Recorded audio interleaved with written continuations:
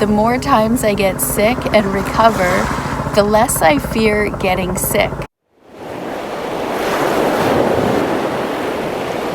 Broke my shoulder and had to have 2 surgeries, horrible bunions, ulcerative colitis, gallstones, and had to have my gallbladder removed, laser eye surgery, lying for 3 days, x-rays on Christmas Eve, serious ribbish, impacted stool, terrible. The more often I get sick, the more I realize my body's capability and capacity to heal. You get sick, it's painful, the medications suck, but they don't suck because they help you heal. And then you eventually heal and you work through it and it just becomes a memory. What I've learned to do is recognize the people, places, and things that make me scared.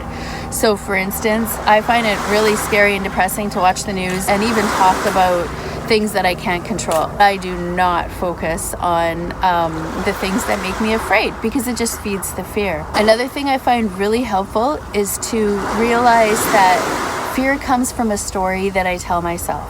So when I start feeling afraid that I might get ALS or Parkinson's or be trapped in my body, I remind myself that this is just a story I'm telling myself. I don't actually have ALS right now, and if I do, it's certainly not advanced enough for me to notice.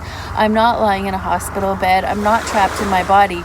So when I get really scared, it's because I'm allowing my thoughts and my beliefs to race ahead of me. I'm allowing my dread of the future, my story about what could happen, my fear about what might happen, grab hold of me and take me places where I do not want to go. It's just a habit that we have to follow these fears and to let them grow and fester like wounds. To break that habit, recognize that you're telling yourself a story, you're believing what you're telling yourself, and you're allowing your thoughts and emotions to take control of you. If you can recognize when your story starts happening and how it begins and how it continues to grow, then you're going to be better able to stop the story before it develops into full-blown panic attack. What I've also found really helpful is to recognize that every illness that I've had, every surgery, every pain point, every negative experience with my body has somehow brought me a benefit in some way. Whether it was recognizing the healing power of my own body, or I remember once when I was healing from the first shoulder surgery, I had separated my arm bone from my shoulder socket, fell down while I was jogging on the sidewalk, which is another thing. You could get hurt jogging along the sidewalk. You don't necessarily need to get hurt if somebody from a serious pandemic. You can get hurt anywhere, which I'm not trying to scare you. I'm just telling you, things happen everywhere when you least expect it. It's probably the little things that are gonna get you, not the big things. So I was healing from my shoulder surgery. I went to church and we were singing some sort of a worship song, and I could feel the pain because my pain medication, physically, the pain medication had worn off. I was in so much pain, but yet my spirit and my emotions were so aligned with worship and with God and the Holy Spirit that I sort of rose above the pain. I still recognized that it existed. I knew I was in pain, but somehow I transcended it, and it wasn't the first thing on my mind. It was meaningless. It was the connection that I had with God that really took me through that.